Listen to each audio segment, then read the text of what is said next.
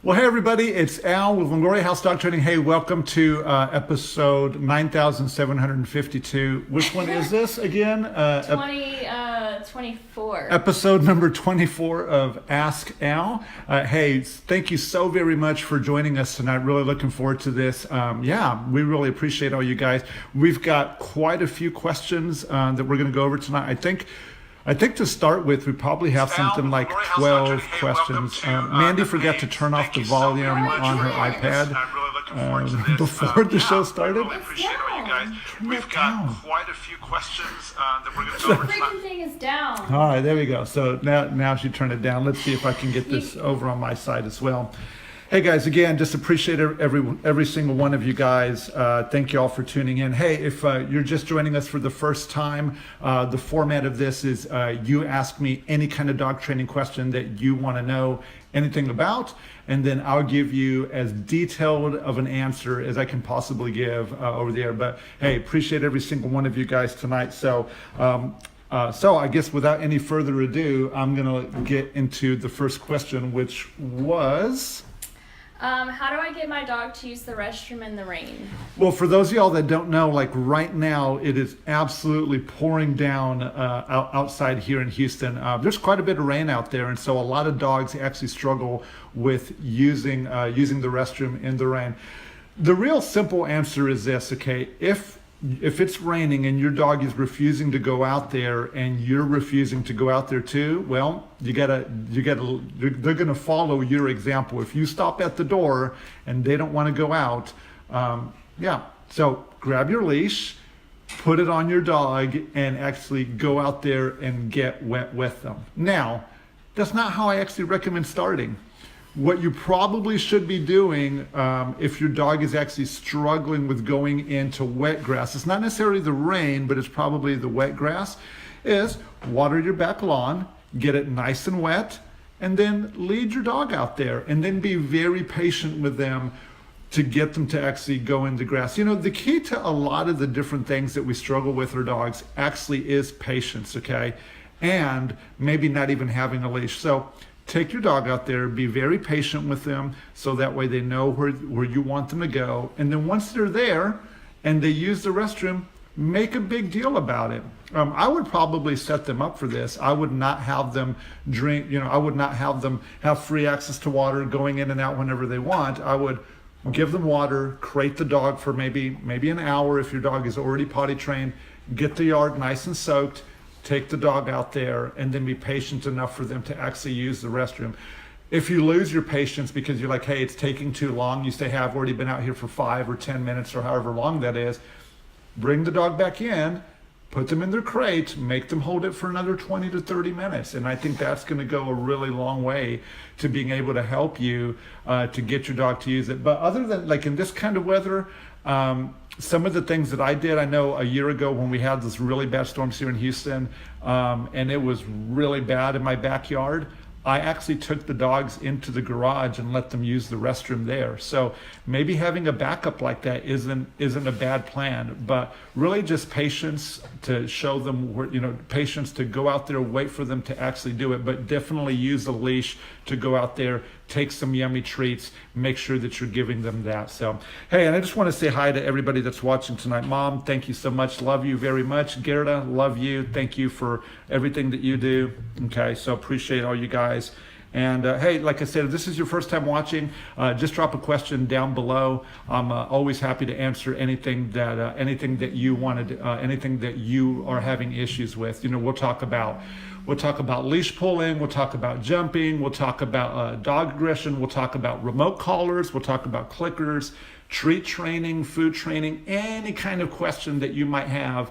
I'd love to help you and your family, with some really great advice. I've been doing this for about 13 years now, and really have learned a lot of things, and I've just continued to dedicate each and every day to the pursuit of helping you guys. So, all right, well, let's move off to the next question. So what's next? How do you get a dog to stop barking at people? Barking is very problematic for a lot of dogs. The thing is this, okay, breeders initially have to do a good job of getting the dogs ready to be around people. So if you're buying a dog, okay, if you're buying a dog from a breeder, it's important for those dogs to actually see children, see adults, and then also maybe have a day where they're actually hearing a lot of loud noises. So before I go into telling you how to actually stop the barking, here's the way that you prevent it from actually becoming a major issue, okay? Is by desensitizing your dog to those different things, those kids, those different moving vehicles, maybe adults of a different race, just all those different things. One thing that I would do if I was to ever breed dogs, and this is something that I've considered about doing, is if you play video games, I would actually have the litter of puppies in the room while I play one of these, war games where you're shooting up stuff, a first person shooter, that's what they're called. I would have the puppies in that room listening to it as I played for a few hours to kind of get them accustomed to that. While I was playing those games, I would probably have those puppies eating their food and playing with each other so they could get desensitized to it. So in the worst cases that I've ever seen of dogs barking, it's tough. It's really very tough. And I'm going to tell you that probably the best tool in my 13 years of experience of doing this is going to be the remote collar to tell them to do that. But I'm going to tell you, if you just bought a remote collar because your dog is barking and you're going to take the dog outside and you're going to use it to tell them to shut up, that's definitely the wrong thing to do, and I don't want you to do that. You actually have to go through several steps of conditioning the remote collar to the dog for them to have an idea of what it means. You want them to know that that's you telling them to become calm. And there is a process to do that. Actually, if you go over to my YouTube channel, you'll see that we're creating a playlist. I think there's already 5 videos in the playlist right now, but we've created this playlist for you to be able to see how to use a remote collar. But once you've done all those things, your dog is outside, and you know that your dog is going to begin to bark uncontrollably at other creatures. The first thing that I'm actually going to do, and this is new, I just learned this, as soon as I get out of the front door with the dog and the dog hasn't barked yet, I'm going to correct the dog at a fairly high level with the remote collar to immediately bring the dog down even before they've barked. Yes, it is a little unfair to do this, but what you're trying to do is you're trying to set the dog up for success, to tell them that you must become calm when we come out of the home, and I'm not going to put up with a lot of excessive barking. Now, this is really only for those dogs that are excessively, uncontrollably barking. They get corrected the moment they walk out the door, just because, and that's going to lower the, what's the word that I'm looking for? That's just going to, what's the desire to bark? Yeah, the desire to bark, but really, it's going to de-escalate the dog. It's going to de-escalate the dog from actually doing the thing that you don't want it to do. Now, there's a lot of other things that you need to be doing. If you're going out and your dog is actually shut up and is not barking at all these other dogs, you need to be rewarding. And there's different ways to reward. The 2 rewards that you couldn't possibly screw up are petting and praise. But let me give you some tips right here. In the petting, it needs to be slow along the dog's back, like it's a massage.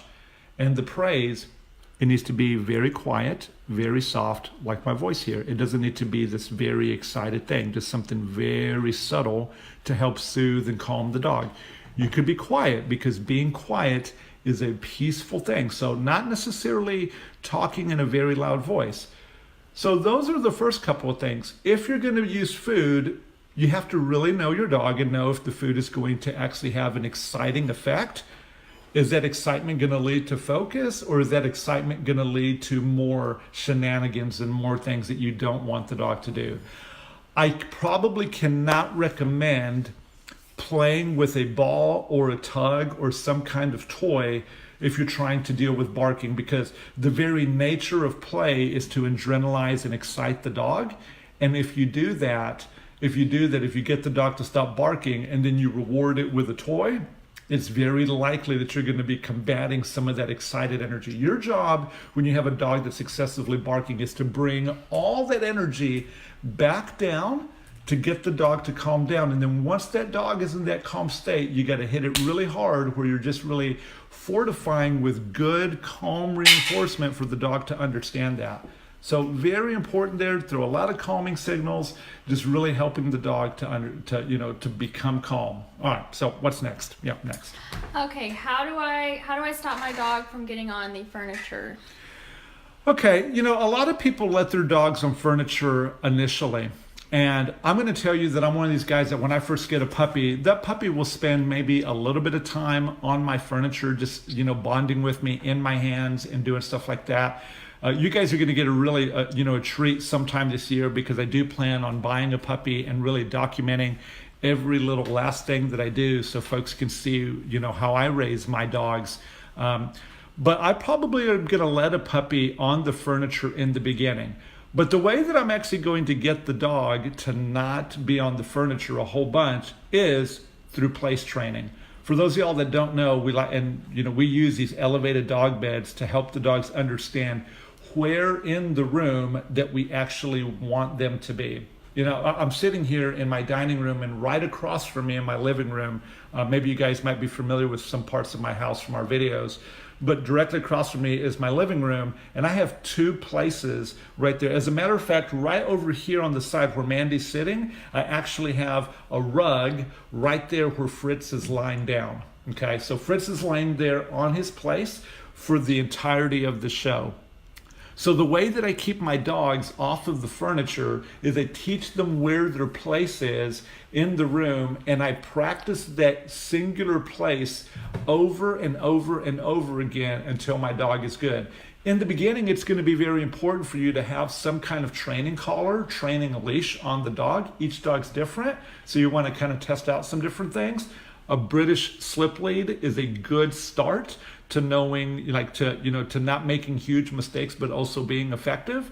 So start with a leash, get your dog's daily meals, and then begin to make them work for those things. And that's going to really go a long way to helping the dog to stay off the furniture. But if your dog is getting on the furniture, one other additional thing that I want you to consider is, are you sending mixed messages?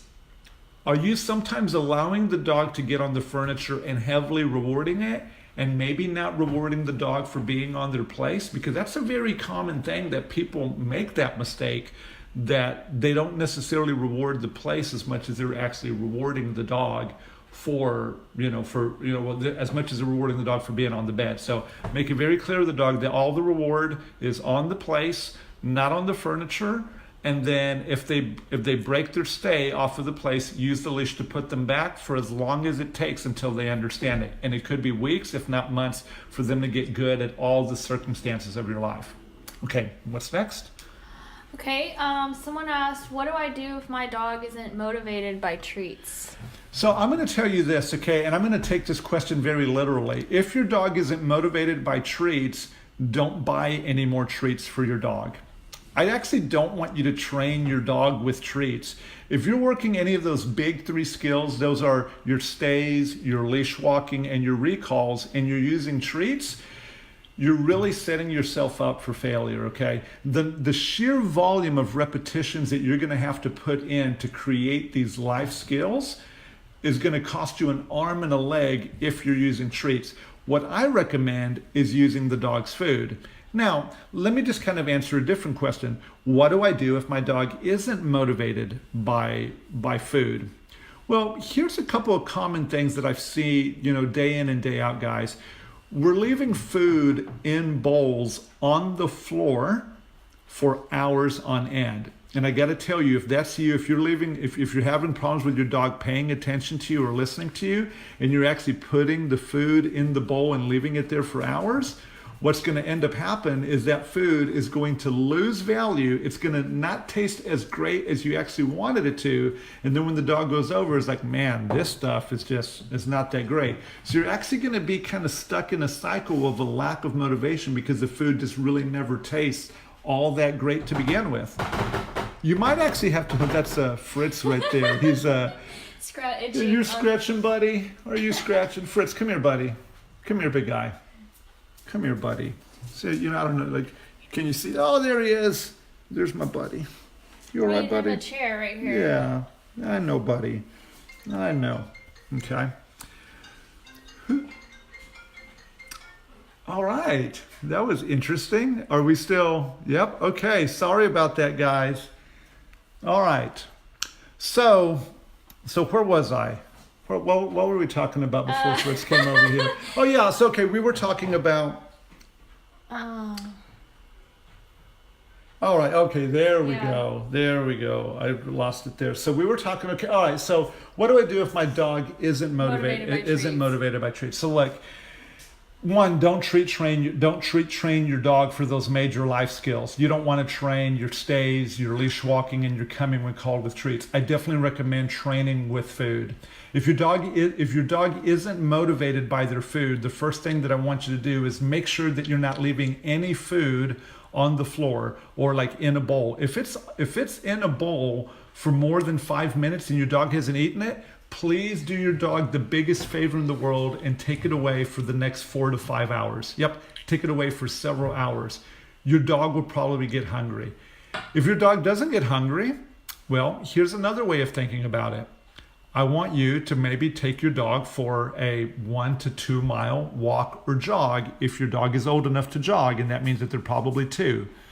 So take them for a real long walk, come back, put them on their place or in their crates, depending on where you're in your training, eat food in front of them, and then offer them their food. Taking them out for that exercise is really going to help them to get their brain to turn on to want the calories. And then after that, you eating food in front of them is also going to accentuate the fact that they're hungry, and it's going to make the food better. You also do need to be looking at the food to make sure that it is something that your dog actually enjoys. We use treats to figure out what our dog's like. I go buy 3 bags of treats. I'll buy beef, chicken, salmon, peanut butter. Well, not really the peanut butter, but the beef, chicken, and salmon. Let the dog tell us which one is the most valuable, and then buy a dog food that's based on that to really help the dog get that. But I'm going to give you the answer. If your dog isn't motivated by food, and you've gone through those steps that I just outlined there, then the next thing is to find out what type of petting, what type of praise, and are there any games that your dog likes to play? Does your dog like to play tug? Does your dog like to fetch? How do you, like, where do you rub your dog that they really like? Those kinds of things, knowing your dog that way. So then when you actually ask for any of those skills that you need from your dog, then you'll end up reinforcing your dog with your favorite things.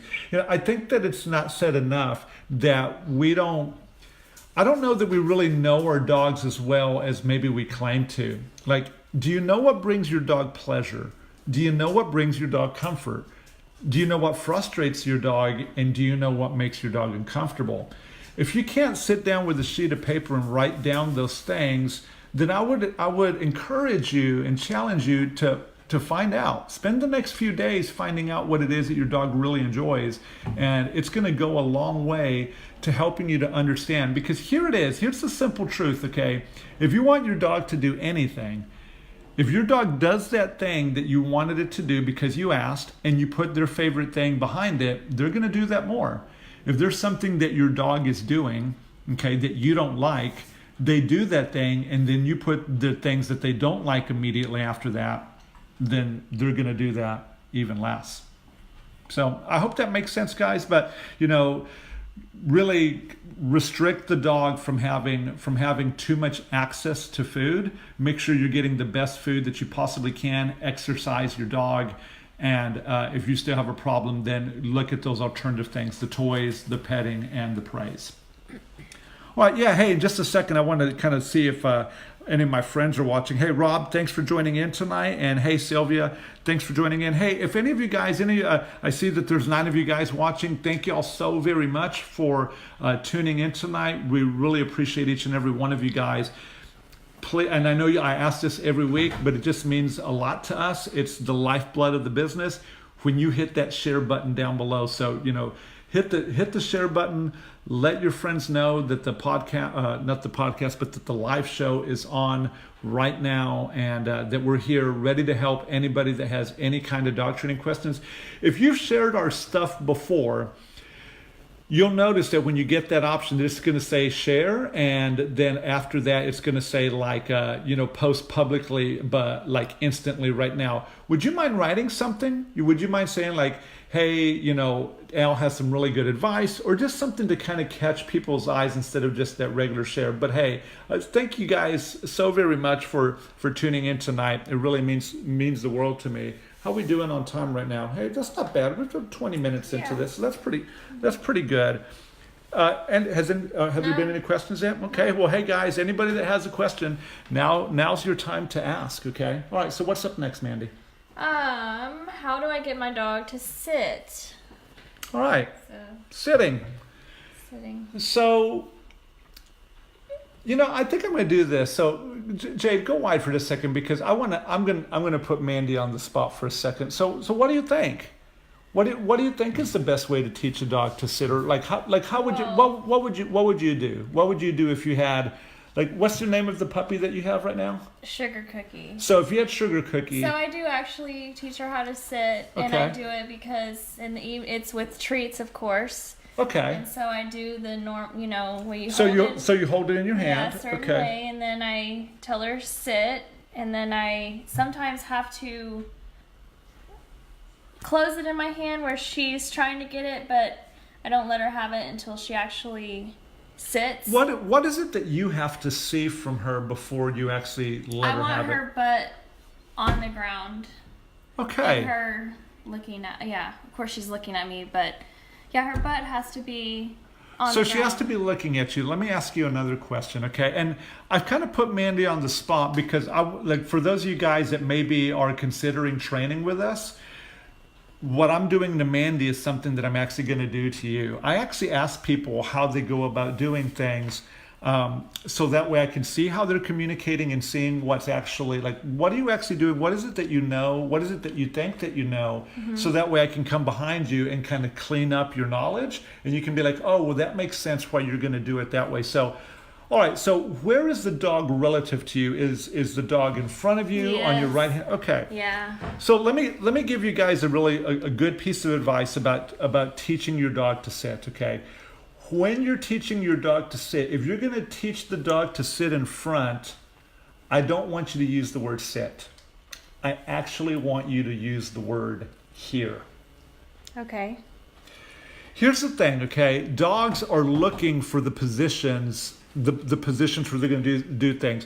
A dog can sit in all sorts of different places. They can sit away from you. Like Gabby, I can call her and I can get her to sit between my legs looking up at me. I can make her sit on my left-hand side. I can make her sit on my right-hand side. I can make her sit in front. There's all these different sits. But here's the thing. I don't call all of them sit. The only one that I actually call sit, what side of my body do you think that's on? The left. That's on my left. Mm-hmm. So if I'm going to train a dog to sit, it's only going to be on my left-hand side. But if I'm going to train a dog to sit in front, then I am going to call that here. Okay. And really what we're doing, there's a concept in dog training. It's a little scientific, but I want to share that here with you guys because I feel like, sometimes I want you to see the details that come into the type of dog training that we do. So there is this principle, I don't know if it's really a principle, but it's a technique. It's called back chaining. So back chaining tells us that we start with the last thing that we actually want the dog to do, and then we work away from that. So for example, if you know that you're going to call your dog to come to you, you don't actually start your training when your dog is the furthest away from you. You actually start the training with the dog being closest to you. So then what you do, through the power of positive reinforcement, you actually dispense a massive amount of reward in that one particular position. Mm-hmm. So the dog sitting directly in front of you is in your personal space. You said the word here, and now you're feeding the dog for the next 20 to 40 seconds, something that it's never had, but it's amazing. And then as you make the dog move away and you call the dog back to that spot again, and you call that here, and you put a huge amount of reward there, the dog's brain begins to work backward and look at where is the highest source of reward, and it acts like a magnet. That positive reinforcement is going to act like a magnet, and it's going to draw the dog all the way back in. That's called back chaining. It's a very, very powerful way to train a dog. If you're going to train a sport dog, this is what sport dog people do. They start at the end state of the skill, and then they work away from it, and this is how we get all these fabulous performances from our dog. Okay. So sitting isn't quite so simple that it's sit in front of me, sit on the left, sit on the right, sit crooked with your feet this way, Yeah. sit with your hips rolled one way. Sit really is the hips tight together, the dog's feet directly underneath its chest, the dog looking directly up at you, and the food coming straight down, and you petting the dog across its back. And I call that sit. Okay? And you can build on that, but if you chain it that way now, if you're teaching here, then you teach the dog that when they're in front of you, you want them to do that. Okay? Actually, I think, now that I think about this, if you'll remind me, Mandy, I'll make a video here very soon showing you this specific thing because I think it's very valuable. So, hey, for all you guys watching, no more saying sit when the dog is in front of you. Call that here, and then nothing but sits when the dog is on your left. All right. And so I what's knew that too. I knew It that. looked like Kenya had a question. Yeah. Okay, so she said, I have a 3-pound Chihuahua who sleeps in the bed, but she will jump off the bed. I'm afraid she will jump off and break a leg. How do I keep her on the bed or keep her from jumping off? Well, the simple answer here is I probably would not have the dog on the bed myself, okay? It's a very, very small dog. If you're asleep, it's going to be tough to really be able to manage and build that behavior. But let's just say that you have a rather large bed. I would actually get like if you have a queen or, a king or a California king, get you a nice, soft, cushiony dog bed and get your dog to get into that bed at the foot of your bed and really begin to reward the dog quite a bit for being inside of it. I will want you to use a leash. Since your Chihuahua is so small, I do not recommend using a British slip leash on your dog. What I actually recommend is something called a martingale collar. If you're not sure what that is, send me a message and I'll find a picture of one for you. But you want a martingale collar on a leash. Every time that your Chihuahua steps out of the soft cushiony bed, you'll use that martingale collar to put the dog back on there. Okay, but you need to make a lot of reward inside of the actual elevated soft cushiony bed to teach the dog that. Like that's probably the way that you should do it. I don't know that you should teach this exercise. It's really small. There's a lot of risk right there.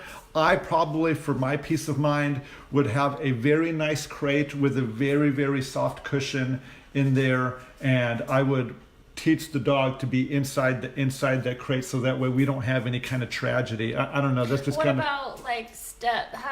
What if she wanted to add her steps? How would she train the dog to use? Well, so the first step would actually be to have Jade, go wide for just a second. I have a feeling she probably wants to sleep with her. Okay, so yeah, and I got that feeling. Okay, so let me show you this. Okay, so let's just pretend that this runner right here is actually the bed. Mm-hmm. So there, this is the puppy. What you're gonna do, and I don't want you to do that. Kenya, I don't want you to do that, or Kenna, I don't want you to do that with this leash. This is a British slip leash. I don't want you to use this kind, but I would like you to use the martingale. The principle's the same. So your 3-pound Chihuahua is right here. You're going to pressure the leash, and you're going to help your Chihuahua climb all the way onto that. When your Chihuahua's on the bed, you'll slack your leash. And then once you slack the leash, then you'll begin to pet your dog. Like I'm petting my arm here, which is kind of weird. But you're gonna pet your dog. Okay, you're gonna pet your dog, and you're gonna be feeding your dog. One of the things that I want you to do, lay down, buddy. Lay down, buddy. One of the things that you're gonna want to do is as you're as your dog is like, you want your dog to actually come off, so throw some food over the edge of the soft bed so your Chihuahua comes off, so that way you can use the leash to put the dog back on, so they understand that when there's distractions, I need you to stay there. I need you to stay there. But you're going to want to have that leash on the dog. What that leash is for is that you want the leash to go tight anytime that any one of the feet of the Chihuahua is off. So it's tight here, and then when the Chihuahua gets on, it goes slack there. So as you're doing that, that's going to help the Chihuahua to understand the difference. It's going to understand the difference between those things, and so will really help a lot. So hey, let me hey buddy, come here buddy. Fritz is getting he's a little itchy right now, so I'm trying to help him out a little bit. Come here buddy. Come on, let's come over here. Yeah, she was right. Yeah, sleeping without isn't an option. Yeah, I get that. Lay down, Fritz. There you go, buddy. No, look, I understand that. I understand that you want to sleep with your dog, but like, you have to define the boundary. You have to define the boundary to the dog for them to understand. For the dog to understand, where it is. And you could use your hands to do that, but I think leash pressure will make it a little bit clearer for the dog, for your dog to understand where that actual boundary is. So, just kind of keep that in mind, okay? But like, you can't make it rewarding enough inside of the bed for the dog to understand that that's what you actually want. Well, hey, if you have any other questions, let us know. I'm more than happy to help in any way. Hey, if I haven't said it in a little bit, maybe I know I haven't talked about it today. Everybody here should probably know what this thing is. Does anybody here not know what this is? Okay, well, this is the Amazon Echo, one of these really cool devices that has artificial intelligence. It's the thing that you say Alexa to. But it's really powerful. Why am I showing you this little red glowing disc right now? Well, one of my goals last year, and really one of my new goals this year, is like, I'm always looking to help more families than we have ever helped before. That's why you see this production that we're putting on tonight. That's why all these people that are here, they're being paid because they're employees. They work for and with me, and they're fantastic people. Let me tell you that I have a really fantastic team of people that's here with me. But the reason I bring this up is I'm really trying to help owners have the knowledge that they need to be able to successfully raise their dogs. And this device is actually capable of doing a couple of things. So the one thing that I want to share with y'all is one of the skills that is in the Amazon Echo, and it's Al's dog training tips.